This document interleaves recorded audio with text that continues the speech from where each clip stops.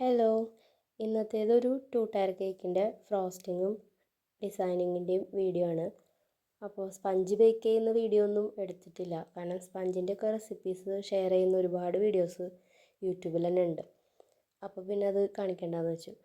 അങ്ങനെ Spanish delight ആയിരുന്നു cake വന്നിട്ടുണ്ടായിരുന്നത്. 2 kg ആയിരുന്നു വെയിറ്റ് ഉണ്ടായിരുന്നത്. അപ്പോൾ അതിൽ ഫസ്റ്റ് ടയർ 7 ഇഞ്ചിലാണ് ചെയ്തിട്ടുള്ളത്. 7 ഇഞ്ചിൻ്റെ 2 പാനിൽ, അതായത് 2 kgയുടെ ബാറ്റർ ഒന്നിച്ചുണ്ടാക്കിയിട്ട് 7 ഇഞ്ചിൻ്റെ 2 പാനിലും 5 ഇഞ്ചിൻ്റെ 2 പാനിലായിട്ടാണ് ചെയ്തെടുത്തത് കേട്ടോ. അപ്പോൾ 5 ഇഞ്ചിൻ്റെ പാനിൽ ചെയ്തിട്ടുള്ള കേക്കും നമുക്ക് 5 ലെയർ വെച്ച് കട്ട് ചെയ്യാനുണ്ടായിരുന്നു. മറ്റേ കേക്കും ഒരു 5 ലെയർ കട്ട് ചെയ്യാൻ കിട്ടും. അപ്പോൾ അത്യാവശ്യം നല്ല ഹൈറ്റിൽ കേക്ക് നല്ല ഭംഗിയുണ്ടാവും ചെയ്ത് വരുമ്പോൾ കാണാൻ. പിന്നെ സ്പാനിഷ് ഡിലൈറ്റിൻ്റെ ഫില്ലിങ്സൊക്കെ കൊടുത്ത് ബൂസ്റ്റിൻ്റെ മിക്സാണ് സ്പഞ്ച് സോക്ക് ചെയ്യാനായിട്ട് യൂസ് ചെയ്യുക. അങ്ങനെ ക്രീമൊക്കെ കൊടുത്ത് കേക്ക് ഫിനിഷ് ചെയ്തെടുക്കുന്നുണ്ട് കേട്ടോ. അപ്പോൾ ഇതിൻ്റെ പുറത്ത് കസ്റ്റമർ വേറൊരു ഡിസൈൻ തന്നിട്ടുണ്ട്, കസ്റ്റമൈസ്ഡ് ഡിസൈൻ തന്നിട്ടുണ്ട്. അപ്പോൾ അത് കാരണം പുറത്തേക്ക് കൊടുക്കാനുള്ള ചോക്ലേറ്റ് ഗനാഷ് പിന്നെ നമുക്ക് കൊടുക്കാൻ പറ്റില്ലല്ലോ. അപ്പോൾ ഞാൻ വിചാരിച്ചു എന്നാൽ അതും കൂടെ ഉള്ളിൽ ഫില്ലിങ്ങിൻ്റെ ഒപ്പം തന്നെ കൊടുക്കാം. അപ്പോൾ അതും ഒരു ടേസ്റ്റി ആയിരിക്കും എന്ന് വിചാരിച്ചിട്ട് ചോക്ലേറ്റ് ഗനാഷും കൂടെ ഉള്ളിൽ ഫില്ലിംഗ് ആയിട്ട് കൊടുക്കുന്നുണ്ട്. പിന്നെ പ്രളയൻ ഇടുന്നുണ്ട്, കുറച്ച് മിൽക്ക് മെയ്ഡ് ആഡ് ചെയ്യുന്നുണ്ട്.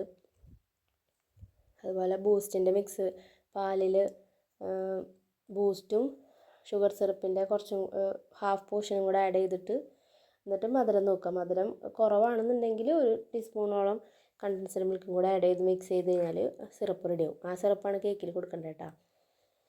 അപ്പോൾ കേക്കിന് ഒരു പ്രത്യേക ഫ്ലേവർ ആയിരിക്കും കഴിക്കുമ്പോൾ, അല്ലെങ്കിൽ സ്പഞ്ചിൻ്റെ ടേസ്റ്റ് വേറിട്ട് നിൽക്കും. ഈ ക്രീമും ഉള്ളിലത്തെ ഫില്ലിങ്ങും ഇങ്ങനെ സെപ്പറേറ്റ് ചെയ്ത് നിൽക്കില്ല. ഇതാകുമ്പം മൊത്തത്തിൽ ഒരേ ടേസ്റ്റ് തന്നെ കിട്ടാൻ വേണ്ടിയിട്ടാണ് ബൂസ്റ്റിൻ്റെ മിക്സ് തന്നെ സ്പഞ്ച് സോക്ക് ചെയ്യാനായിട്ട് എടുക്കുക കേട്ടോ. അങ്ങനെ സെക്കൻഡ് ടയർ പിന്നെ ഐസിങ് ചെയ്യുന്നത് ഞാൻ നമ്മുടെ അത് ചെയ്യാനായിട്ട് തന്നെ ഒരു സ്റ്റീലിൻ്റെ മൂടി വെച്ചിട്ടുണ്ട്. ഇങ്ങനെ ആ മൂടിയുടെ ഉൾഭാഗമല്ല, അത് കമഴ്ത്തി വെച്ചിട്ട് അതിൻ്റെ പുറത്ത് വരുന്ന ഭാഗം ഉണ്ടല്ലോ, അതിൽ വെച്ചിട്ട് ചെയ്യാം. അപ്പോൾ നമുക്ക് കേക്ക് എടുത്ത് വയ്ക്കാനും ഈസി ആയിരിക്കും, ഫ്രിഡ്ജിൽ വെക്കാനൊക്കെ സുഖമായിരിക്കും. ഉള്ളിലാകുമ്പോൾ പിന്നെ അത് താഴത്തെ ടയറിൻ്റെ മേലേക്ക് സ്റ്റാക്ക് ചെയ്യുന്ന സമയത്ത് പാലറ്റ് നൈഫ് വെച്ച് റൊട്ടേറ്റ് ചെയ്ത് എടുക്കാൻ ബുദ്ധിമുട്ടാവും. അപ്പോൾ ഇങ്ങനെ ചെയ്യാൻ നല്ലത്. ഇങ്ങനെ ആകുമ്പോൾ നമുക്ക് വേറൊരു കേക്ക് ബോർഡ് വേസ്റ്റ് ആവില്ല.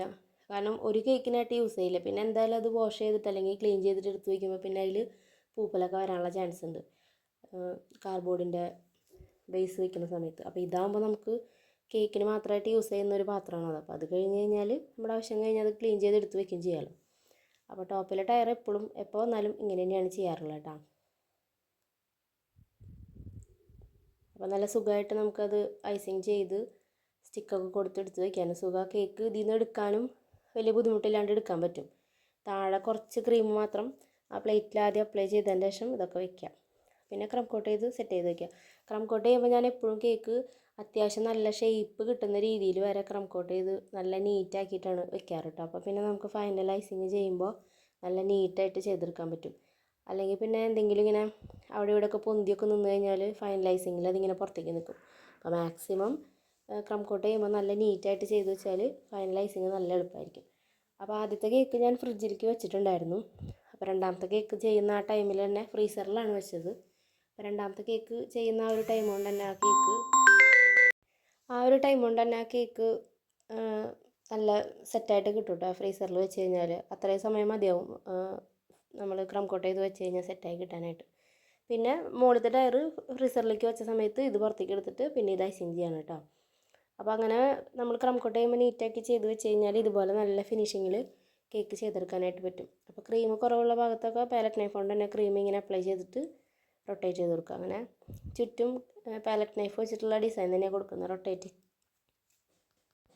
പാലറ്റ് നൈഫിൻ്റെ ഡിസൈൻ ആകുമ്പോൾ നമുക്ക് വേഗം ഫിനിഷ് ചെയ്യാനും പറ്റും. കാണാൻ അത്യാവശ്യം ടയർ കേക്കിന് കാണാൻ പ്രത്യേക രസമുള്ളൊരു ഡിസൈനാണ്, എനിക്കിഷ്ടമാണ്. എപ്പോഴും കസ്റ്റമർ ചൂസ് ചെയ്യുന്ന ഡിസൈനും അതൊക്കെ തന്നെയാണ്. നല്ല സിമ്പിളായിട്ട് ആ റൊട്ടേറ്റ് ചെയ്യുന്ന ഡിസൈൻ മതി എന്ന് അവർ ചിലപ്പോൾ പറയും. അപ്പോൾ അതന്നെ ചെയ്യുക. അപ്പോൾ അത് ഫിനിഷ് ചെയ്ത് വേഗം ഫ്രീസറിലേക്ക് വെച്ചിട്ട് മുകളിലെ കേക്ക് എടുത്തു കേട്ടോ, ചെറിയ കേക്ക്. അങ്ങനെ അത് ഐസിങ് ചെയ്യാണ്. അപ്പോൾ ആ ഒരു ടൈം മറ്റേ കേക്ക് ഫിനിഷ് ചെയ്ത ടൈം കൊണ്ട് ഇതും ഫ്രീസറിലിരുന്ന് സെറ്റായിട്ട് കിട്ടും. അപ്പോൾ ഇതും എടുത്തിട്ട് വേഗം തന്നെ ഐസിങ് ചെയ്ത് രണ്ടിലും ഒരേ ഡിസൈൻ തന്നെ കൊടുക്കുന്നത്. താഴത്തെ കേക്കിൽ കൊടുത്ത അതേ ഡിസൈൻ തന്നെ ഇതിലും കൊടുക്കുന്നത് കേട്ടോ. അപ്പോൾ പാലറ്റ് നൈഫ് വെച്ചിട്ട് തന്നെ കേക്ക് ഫിനിഷ് ചെയ്തെടുക്കും. സ്ക്രേപ്പർ വെച്ചിട്ട് അങ്ങനെ ചുറ്റിക്കാറില്ല, പണ്ടേ അങ്ങനെയാണ് ചെയ്യാറ് ഞാൻ. അങ്ങനെ ടോപ്പിലെ കേക്കും ഫുള്ളായിട്ട് ഫിനിഷ് ചെയ്തതിന് ശേഷം ക്രീമൊക്കെ ഇട്ട് ലെവൽ ചെയ്തതിന് ശേഷം അതിലും ഇങ്ങനെ റൊട്ടേറ്റ് ചെയ്യുന്ന ഡിസൈൻ തന്നെയാണ് കൊടുക്കുന്നത് കേട്ടോ. അപ്പോൾ അത് ഫിനിഷ് ചെയ്തിട്ട് അതിൻ്റെ എഡ്ജൊക്കെ ഒന്ന് ലെവൽ ചെയ്തതിന് ശേഷം ടോപ്പിലും ആ സെയിം ഡിസൈൻ തന്നെയാണ് കൊടുക്കുന്നത്. പിന്നെ ആ കേക്കും ഫ്രിഡ്ജിൽ വെച്ച് സെറ്റായതിന് ശേഷം വൈകുന്നേരമാണ് പിന്നെ കേക്ക് സ്റ്റാക്ക് ചെയ്യുന്നത്. ഉള്ളിൽ സ്റ്റിക്കൊക്കെ കൊടുത്ത് കേക്ക് സ്റ്റാക്ക് ചെയ്തു. പിന്നെ രണ്ടിലും കൂടെ ഒന്നിച്ചൊരു പ്ലാസ്റ്റിക്കിൻ്റെ ഡവൽസും കൂടെ വെച്ച് കൊടുക്കുന്നുണ്ട് കേട്ടോ. അല്ലെങ്കിൽ കേക്ക് ചിലപ്പോൾ തെന്നി വീണാലോ. ഇത് അത്ര ദൂരമൊന്നുമില്ല കൊണ്ടുപോകാൻ, 1 കിലോമീറ്ററിൻ്റെ ഉള്ളിലേക്ക്. എന്നാലും ഞാൻ വെച്ച് കൊടുക്കും, ബൈ ചാൻസ് വീഴണ്ടല്ലോ എന്ന് വെച്ചിട്ട്. അങ്ങനെ കേക്ക് വെക്കുന്ന സമയത്ത് ചില സമയങ്ങളിൽ ഇതുപോലെ മുകളിൽ നിന്ന് നമ്മളിങ്ങനെ എടുത്ത് വയ്ക്കുമ്പോൾ കുറച്ച് ക്രീമൊക്കെ അവിടെ പറ്റി പിടിച്ച് കുറച്ച് ഭാഗം ഇങ്ങനെ ഉള്ളിലത്തെ സ്പഞ്ചൊക്കെ ഇങ്ങനെ കാണും കേട്ടോ. അപ്പോൾ അത് ഞാൻ പാലറ്റ് നൈഫ് കൊണ്ട് ലെവൽ ചെയ്തതിന് ശേഷം പിന്നെ പൈപ്പിംഗ് ബാഗിൽ കുറച്ച് ക്രീം ഇട്ടിട്ട് ജസ്റ്റ് ഇങ്ങനെ ഒരു ബോൾ ഇങ്ങനെ എന്താ പറയുക മുത്തിൻ്റെ ഒക്കെ ഡിസൈൻ പോലെ ഇങ്ങനെ ചുറ്റും കൊടുത്തിട്ടുണ്ടായിരുന്നു. അപ്പോൾ അതിങ്ങനെ കവർ ചെയ്ത് പോകും. അങ്ങനെ പിന്നെ കേക്കിൻ്റെ ലേസർ പ്രിൻ്റ് കട്ടൗട്ട്സൊക്കെ വെച്ച് കൊടുക്കുകയാണ് കേട്ടോ. അതെല്ലാം നേരത്തെ തന്നെ കട്ട് ചെയ്ത് വെച്ചിട്ടുണ്ടായിരുന്നു. ഇത് കുറച്ച് മുന്നേ വരുന്ന ഓർഡർ ആകുമ്പോൾ നമുക്കിതുപോലെ അവർ പറയുന്ന പ്രിൻ്റൊക്കെ എടുത്ത് വയ്ക്കാം. അല്ലാണ്ടൊക്കെ ആകുമ്പോഴാണ് നമ്മളുടെ കയ്യിലുള്ളതൊക്കെ വെച്ച് അഡ്ജസ്റ്റ് ചെയ്യുക.